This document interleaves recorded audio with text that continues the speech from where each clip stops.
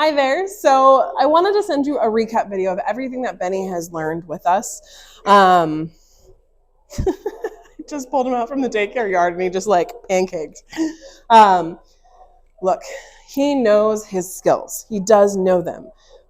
What we're struggling with is some teenager phase. What we're also working on is that integration from here to home. We work on skills when he has the opportunity to kind of like turn on the light bulb. He does phenomenal. So it's how can we integrate him into your life a little bit easier and get in a routine where he is focusing and listening. Now, I will say, being a Frenchie, the teenager phase is a little bit harder. They're a little bit more stubborn. They're a little bit more pushy in that capacity. It's just kind of some traits that I see out of all the Frenchies that I work with. So when he hits a year, when he hits a year and a half, you're going to see a decrease and you're going to kind of take a sigh of relief. So you're almost out of the woods, but that's where a lot of this, it's just reinforce, reinforce, reinforce. So let's talk about skills that we've worked on. First thing we worked on is name game. So he's exploring over there. I'm going to say, Benny! Make some kissing noises if I need to. He's going to come running over. I'm going to ask him for a sit. Just good boy. And he gets a little piece of treat. His default is sitting and looking. Yes, good boy. That should be his default expectation.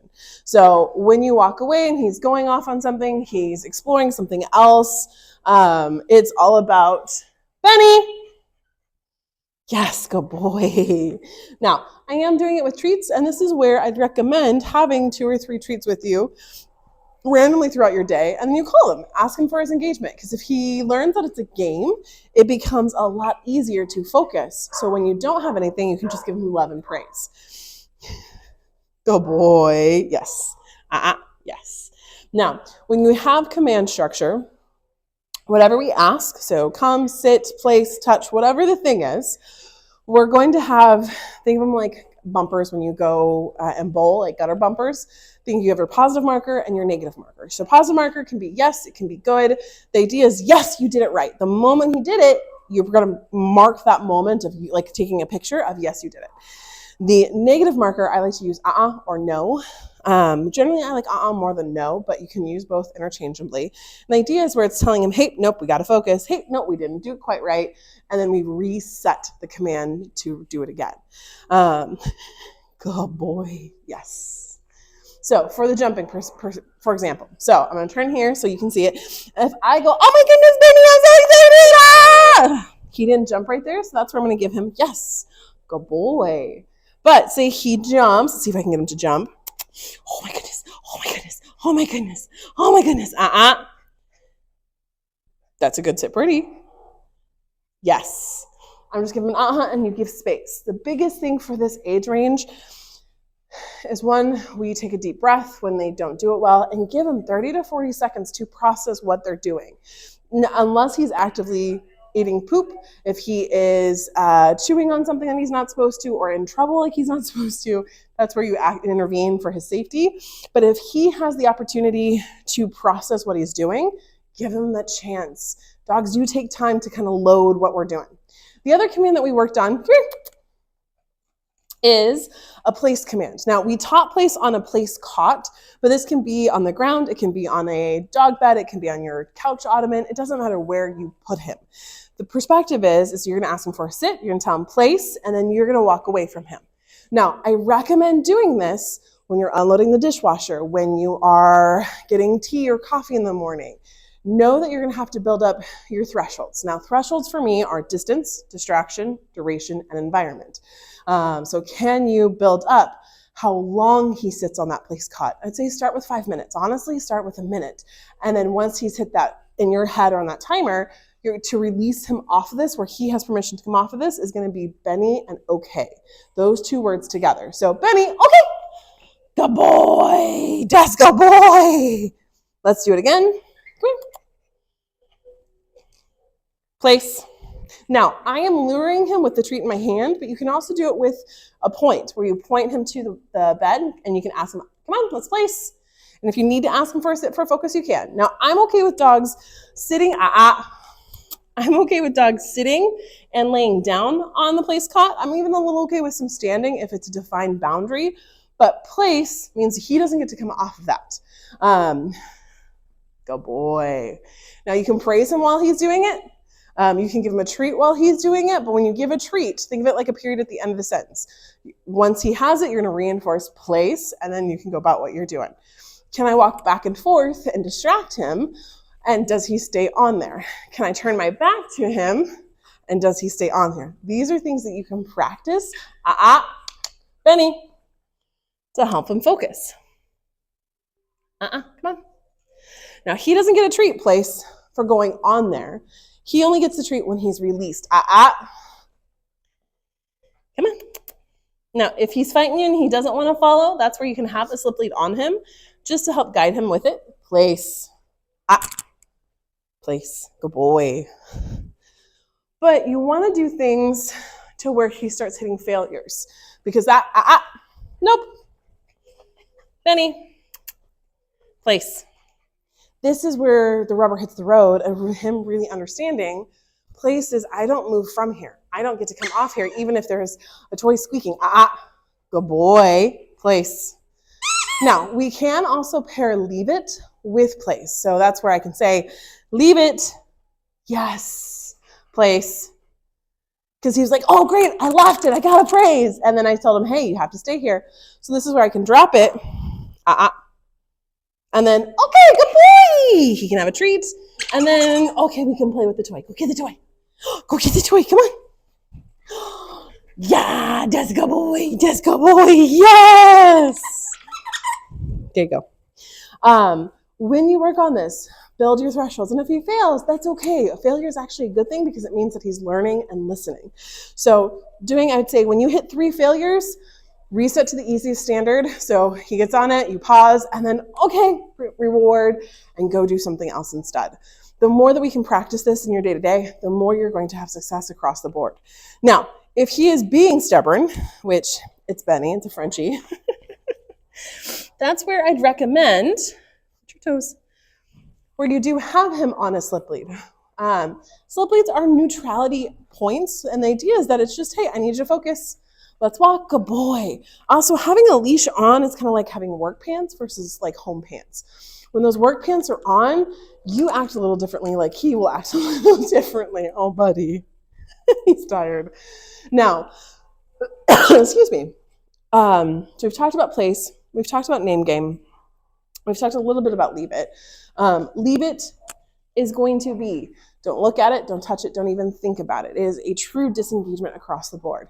Now, I don't generally teach drop it, I teach leave it. So even if it's something in their mouth, that's where it's leave it. Come here. That's good boy. So he was sniffing the thing, and I told him, leave it. He looked at me like, what am I supposed to do now? And that's where you call him, okay, come here. Because what leave it is a check-in. It is stop what you're doing, check in with me for what we're doing. Yes, good boy. That's a good boy. What are we doing next? What's happening now? So when you're walking, he barks at another dog. It's leave it, let's go. And you start walking. Good boy, Benny. It can be a toy. It can be a treat. It doesn't matter. Now, when you do this at home, I recommend having leave it be the command that you have fun torturing your dog in a healthy, positive way. Truly in a healthy, positive way. So that's whether you have toys and you drop in front of them and you can tell them leave it, whether you have treats and you drop it, leave it. Oh no, I wasn't fast enough. That's my bad. Oh yes, haha, you didn't get it. Leave it. So here's a perfect example, right? He is not stopping. Now for him, this is where leave it. He still needs body pressure to push him off of it. Sit. Yes, good boy. He still needs body pressure to help think and to help process it. He can't be mid-running, like this, to leave it. Now, if he's on a slip lead, you're going to have a lot more control in giving him that correction. But the biggest point is, this is mine. I'm claiming it. Good. Good boy. Mine. Now, he's definitely food motivated. There's no question about that. So use treats and food to help with that. You can also do leave it on your coffee table, on your chairs. Now, I know we've struggled with him peeing on chairs. So that's where across the board, chairs are just a disengagement command. Leave it. Nope. Now, you can do your leg in front of him, but you can also swipe. Once he sits, good boy. Can we come over here? Can we walk around? Can we ignore that this is here? But it's always going to be a leave it. Now, you can make this, set a timer for 5 minutes, set a timer for 2 minutes. You can put as many treats. Leave it. No. Oh no, leave it. Come on. Good boy. Leave it. Come on, Benny. Come on. Yes. Leave it. Can you watch a TV show and there's things on your coffee table and he has to leave it? Can he sit there? Now, he can sit there looking at it longingly, like, oh, please, and you might get a little drool with this, but the focus is he's not going after it. He's pausing and looking at me like, what do I do? He looks back at the treat and then looks back at me. This is all about that leave it of disengagement. It's the impulse control. Good boy. And when you're done, you can pick them up. And if he's earned a treat, then cool, have a treat. If he hasn't, walk away. Nope, these are mine, and put them away. Now, the last thing, or the two last things to work on that we've done is his recall and is his leash skills. So for leash skills, let me move some stuff in just a moment. Hi, good boy. Come here. So for leash skills, how I like to break it down is that with a slip lead, and I definitely recommend a slip lead for him, one hand is going to be your anchor hand. So one hand is just always going to be, he's stuck with you. Now, whichever side you want him to walk on, that is going to be your talking hand. So if you want him on the left side, your left hand is going to be your talking hand. Now, the reason why I like to call it a talking hand is if he has the whole leash, he gets all of it. If I want him closer, I'm going to take my hand and suck him in so he's right next to me. So that way I'm reducing how much leash he gets. If you want to switch sides, then just switch hands. So that way your right hand is now the talking hand. But the biggest focus on leash walking is that dogs learn by the release of tension than tension in and of itself. So when I'm walking, I'm going to give him a slight tug and release. Now, we talked about failure for 3 times. Think about failure for 3 times with this as well. If we hit tug, tug, tug, and you've given him a tug and release, tug and release, tug and release, that's where you can do one of 2 things. Stop and ask him for a sit, or you can walk backwards. So, come on, Benny. Good boy. So when you're walking, come on. He'll walk with you. It's, yeah, this is good. No big deal. Do, do, do, do. Good boy. He's so interested in getting a treat. It's not even funny. But the idea is that when we're walking, it's a right to be right next to you. It's a privilege to get full leash. So come on, let's go. Let's see if I can get you to pull on me for mom. Come on, let's go. Now, one of the things to note with leash walking, and I make the T-Rex joke, we as humans like to have our arms up here. We feel comfortable up here. When you're walking with the dog, especially with such a little guy, roll your shoulders back, put your arms down, walk them right here where your hands are here. This is going to telegraph calmness. It's going to telegraph safety. It's also going to be like, you've got this in control. Come on, leave it. Yes, good boy. Yes. Now, you can give him, when he's going after something, a little tug, release, leave it. But the idea is if I want to walk backwards, my feet never stop moving. I'm just going. Now, he is a good candidate for belt leash. I think we've talked a little bit about this too, where you attach him to your belt. Now, because he's small, please be careful. Please don't trip. But the idea is that if you were to attach him to you, whether it's a carabiner, you're wearing a fanny pack that you can clip him on, so my hands are free, he's attached to me, can I walk around? And he just has to pay attention to where I'm going. Now, if you're like, he follows me already, this is where, again, going back into, there's a difference between work pants and home pants. Right now, he's just kind of dragging along with me because he's, 1, a little bit tired, but 2, he's like, where are we going? What's happening? I want him to realize, oh, good boy, come on, let's go. He's got to engage and look up to me. What are we doing? What's happening? Okay, here we go. Good boy. Yes. We want that focus. Good boy, Benny. Now, last thing is recall. For recall, it kind of goes back into the name game. So name game is all about getting his focus and him coming and sitting in front of you. So recall is adding that plus a party. A party when you call that come. So when he's off sniffing, so he's exploring over there, I'm going to say his name, and then I'm going to say come, and then I'm going to be as excited as possible. So I'm going to walk away. He's just chilling over there. And I'm going to say, Benny, come. Yes, good boy. And that's where I can love him. He can get some treats. And then, okay, walk away. No big deal. When you do this, seems so simple, but notice I'm in a calm space here. As we start making it higher and higher thresholds, so the daycare yard, it's your backyard, it's family and friends, it's the backyard to inside.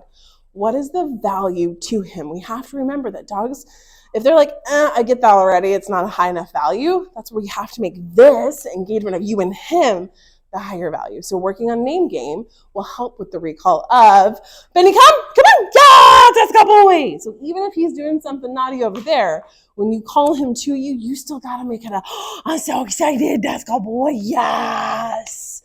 Clapping your hands, yay, go boy, doing things like this will help bring that focus to you.